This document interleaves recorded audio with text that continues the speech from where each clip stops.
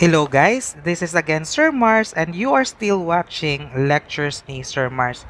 So again guys, sinosolve natin itong example problem number 1 and sa last video, nasimulan na natin itong isolve. So puntahan natin yung ating solution. So sa last video guys ay nakuha na natin yung ating risk category.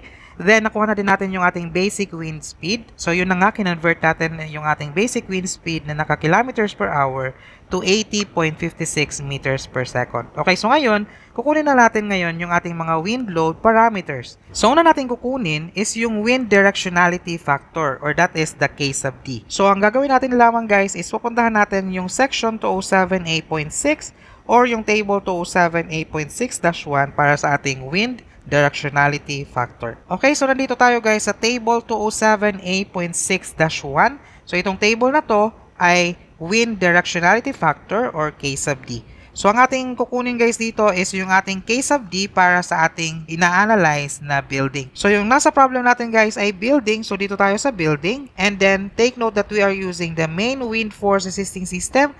Kaya ang gagamitin natin na directionality factor ay 0.85. That is K sub D. Okay, so ilagay lamang natin dito guys. So K sub D natin is 0.85. Okay, so ayun. So dito na tayo sa ating next na parameter. That is the exposure category. So pupunta tayo guys sa section 207A.7. So yung exposure category guys ay may kinalaman sa kung ano yung nasa paligid ng ating building. At ang sabi dito guys, para lang klaro tayo, ang sabi natin dito sa problem is that this building, which is used for storage purposes, is located in Tacloban City, Leyte on an open flat terrain. So, sinabi na dyan na nasa open flat terrain yung ating building. So, puntahan natin guys yung exposure category sa ating NSCP 2015. Okay, so nandito tayo guys sa section 207A.7.3. Ito yung exposure categories. So, take note na meron tayong tatlong categories ng exposure. So, we have the exposure B, then exposure C, at saka exposure D. So, isa-isahin muna natin guys yung ating mga exposure. So, exposure B, ito ay for buildings with a mean roof height of less than or equal to 9 meters. Exposure B shall apply where the ground surface roughness as defined by surface roughness B prevails in the upwind direction for a distance greater than 450 meters. So, ibig sabihin daw guys, applicable daw itong ating exposure B kung ma-apply natin yung ating surface roughness B, which is nandito sa my left. Ito yun, So, ang ating surface roughness B ay urban and suburban areas, wooded areas, yung madaming puno, or other terrain with numerous closely spaced obstructions having the size of single-family dwellings. Okay, yung exposure D, unahin muna natin guys yung exposure D. Ang sabi dito, exposure D shall apply where the ground surface roughness as defined by surface roughness D. So, ang sabi dito sa surface roughness D, that is for flat, unobstructed areas and water surfaces. So, this category includes smooth mud flats, salt flats, and unbroken ice. Okay? So, dito tayo sa exposure C naman. Exposure C shall apply for all cases where exposures B and D do not apply. So, kung hindi daw applicable yung exposure B at saka D natin, then automatically dun tayo kay exposure C. And take note, dapat applicable din yung surface roughness C natin. So, ano ba yung nakasulat sa surface roughness C? That is open terrain with scattered obstructions having heights generally less than 9 meters. This category includes flat open country and grasslands. So, ayun na nga guys, So, basically, yung ating exposure na gagamitin dito ay sinabi na sa problem. Ang sabi doon ay nandun daw sa open terrain nga yung ating site. So, ibig sabihin, doon tayo kay exposure C. Okay, so exposure category natin dito guys ay C. Next is the topographic factor, which is the value ng K sub ZT. So, yung ating K sub ZT ay makikita natin sa section 207A.8 or table 207A.8-1. Okay, so puntahan natin guys yung topographic factor. Okay, so nandito tayo guys sa section 207A.8.2, that is topographic factor. Okay, so ang sabi dito, again, yung hinahanap natin nga is yung K sub ZT.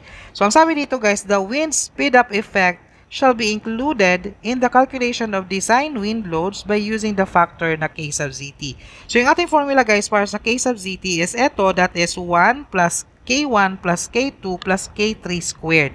So, ano naman tong mga K1, K2 at saka K3? Ito yung nandito sa figure 207A.8-1. So, dito is mga topographic factor, guys, no, na pwede natin gamitin para sa values ng K sub 1, K sub 2, at saka K sub 3. So, all you need to do here, guys, no, is tingnan dito kung alin dito yung applicable sa ating site. Tapos, may makukuha kayo dito ng mga multiplier. So, dapat meron kang mga values, guys, no? Kahit approximate lamang na value ng H. For example, nakatayo sa hill yung inyong structure. So, kailangan meron kang approximate value ng H, nung L sub H, or kung ano pa yung mga kailangan natin. And, you will have to compute the H over L sub H para makuha mo yung K1, yung K2, at saka K3. Okay? Pero kung sakasakali lang, guys, katulad nung sa ating problem, so yung ating problem is located at Tacloban City. Okay? So, hindi siya nakatayo sa mga matataas na lugar katulad nitong nandito sa ating figure. So, ibig sabihin, dito tayo sa sentence na ito. So, if site conditions and locations of structures do not meet all the conditions specified in section 207A.8.1, then K sub ZT is equal to 1.0. So, ayun nga, guys, no? So, yung ating gagamitin na K sub ZT dito ay 1.00. Okay? So, yung ating K sub ZT is 1.0. Okay, next, kailangan natin ng gas effect factor, which is the G. So, ano naman yung gas effect factor? So, yung gas effect factor, guys, ay makikita natin sa section 207A.9. Okay, so nandito tayo, guys, sa section 207A.9, which is the gas effects. Okay, so madami itong babasahin, guys, no? Ay i-try nyo yung basahin yung mga nandito. Okay, so actually, basically, guys, no, yung gas effect factor ay depende sa kung ating structure ay rigid or flexible. Take note na masasabi nating rigid yung ating structure usually kapag ka low-rise yung ating structure. Okay? Tapos flexible naman kapag ka high-rise yung ating structure. So, yung ating building sa problem na ito is about 8 meters, about yung ganyan lang na height. So, ibig sabihin, kapag ganun, that means low-rise yung ating structure, so we can consider that as rigid. So, ang gagawin natin is, dito tayo sa sentence na to para sa ating gas effect factor. Ang sabi dito, the gas effect factor for a rigid building, since we are talking about rigid nga yung ating building, is permitted to be taken as 0.85. So, 0.85 yung ating gagamitin as gas effect factor kasi nga rigid yung ating building. Okay, so most of the time, guys, yung ating ginagamit talaga na gas effect factor is 0.85 kasi madami naman kasi tayo yung mga structures na dinidesign na mga low-rise. So, we can consider that as rigid na mga building. So, yung ating G is 0.85. So, next, guys, no, ay enclosure classification. Okay? So, kailangan lamang natin i-classify yung ating enclosure sa ating building. So, makikita natin, guys, ito sa section 207A.10. Okay, so dito na lang tayo, guys, sa table 207A.11-1. Nandito naman kasi yung ating mga enclosure classification. So, meron tayong tatlong classification for enclosure. That is, pwede kasi na open building. Ayun. So, kung open building tayo, ibig sabihin nito, guys, usually yung mga open buildings is yung may butas yung roof. For example, arena na kung saan yung mga upuan lamang yung may roofing, tapos yung gitna, yung field ay walang roof. So, that can be considered an open building. Then, yung enclosed building is katulad ng ating nasa problem, bodega, storage ng mga buildings, or yung residential building can be considered as also as enclosed building.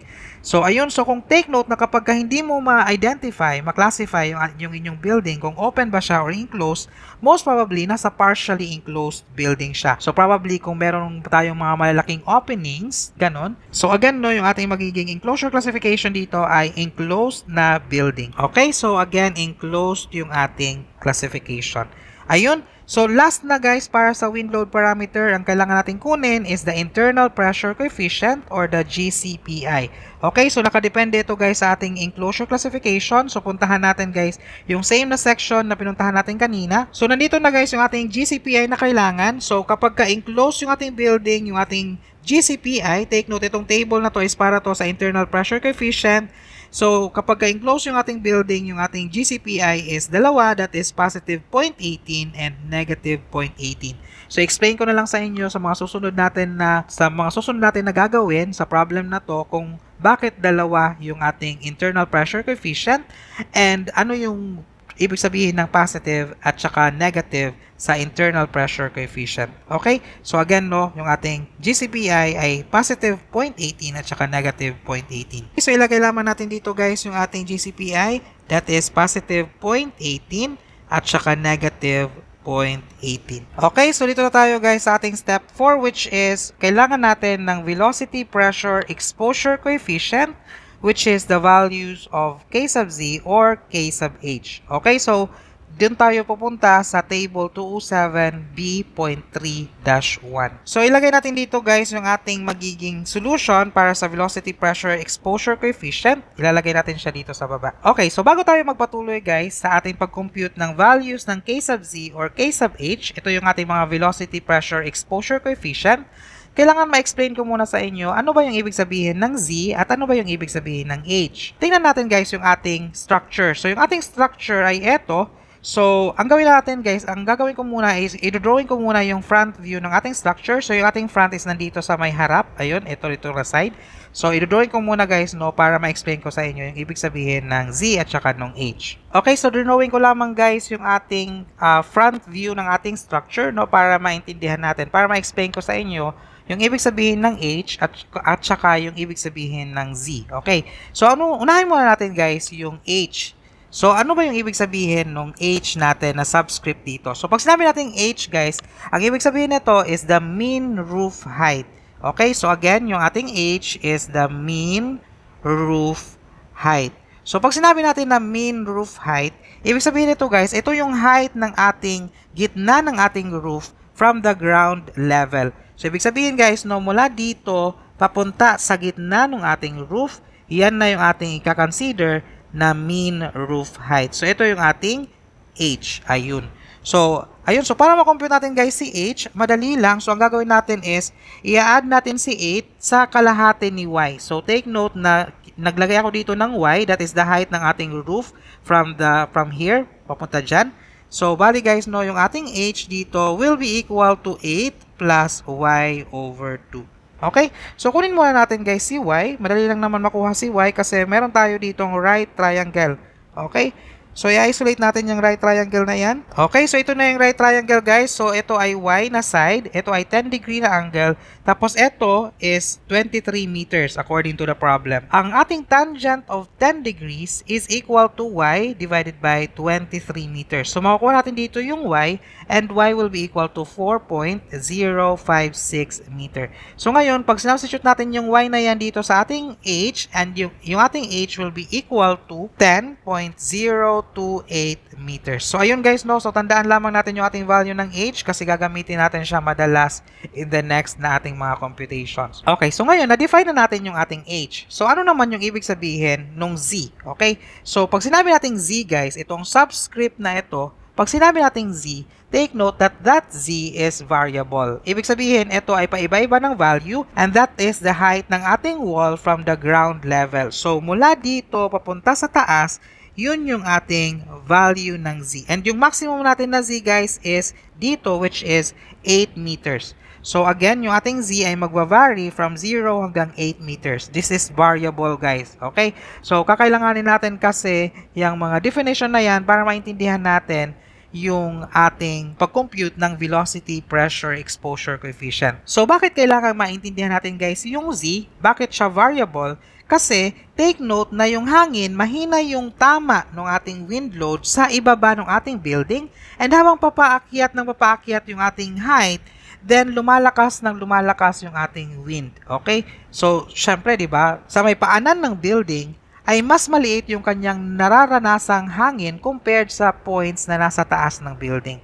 So, ayun. So, yun yung ibig sabihin, guys. Again, no, yun yung ibig sabihin ng Z, yung ating distance from the ground level. Okay? So, gagamitin natin kasi yan mamaya sa pag-compute ng ating mga velocity, pressure, exposure, coefficient. Okay? So, puntahan natin ngayon, guys, yung ating velocity, pressure, exposure, coefficient. Okay? So, dito natin yung matatagpuan sa table 207B.3-1. Okay, so nandito tayo guys sa table 207B.3-1. Ayun, so ito na nga yun. So ito ay mga values ng velocity, pressure, exposure coefficients. Okay, K sub H at saka K sub Z. Okay, so nakadepende guys yung ating value ng K sub Z sa height above ground level. Ito yung value ng Z na in-explain ko sa inyo kanina. So, ayun. So, may mga binigay siya dito ng mga values guys. So, example, yung ating Z ay 4.5. Then, yung ating magiging value ng K sub Z is 0.85. And kung 6.0 yung ating Z, that will be 0.90 yung ating K sub Z. And kung 7.5, 0.94 and so on. Pero, ang ituturo ko sa inyo guys is paano ma-arrive sa mga values na nandito sa table na ito. Okay, so yun yung aking ituturo.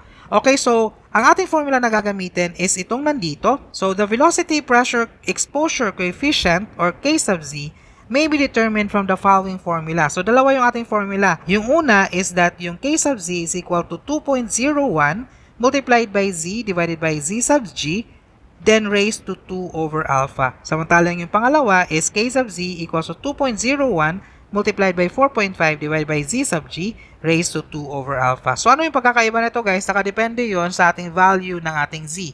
Kung yung ating Z is less than 4.5 meters, then yung ating gagamitin na formula ay ito. And kung ating Z is greater than or equal kay 4.5 but less than or equal kay Z sub G, then ito yung ating gagamitin na formula. Okay, so take note, ginagamit lamang natin itong formula na nandito sa may kanan, ito, ginagamit lamang natin yung formula na yan kapag yung ating structure is maliit lamang yung height. Like for example, hindi lumalampas ng 4.5. So kung ganun guys, no, pwede natin gamitin itong K sub Z na ito. Okay? Pero kapag yung ating structure ay medyo mataas, lumampas siya ng 4.5. So for example, yung ating structure dito sa ating problem ay 8 meters yung kanyang ground papuntang corner ng ating roof. So ibig sabihin, we can use this nasa left side na formula. Okay, so para magamit natin itong formula guys, kailangan muna nating makuha yung ating value ng alpha at saka Z sub G which are tabulated in table 207A.9.1. Ayun, so ito yung table 207A.9-1.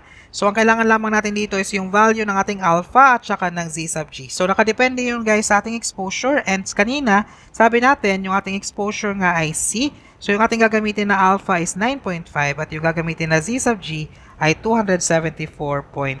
So, isulat natin siya dun sa ating solution. Okay, so again, yung ating gagamitin guys na alpha is equal to 9.5 and yung ating gagamitin na Z sub G is 274.32.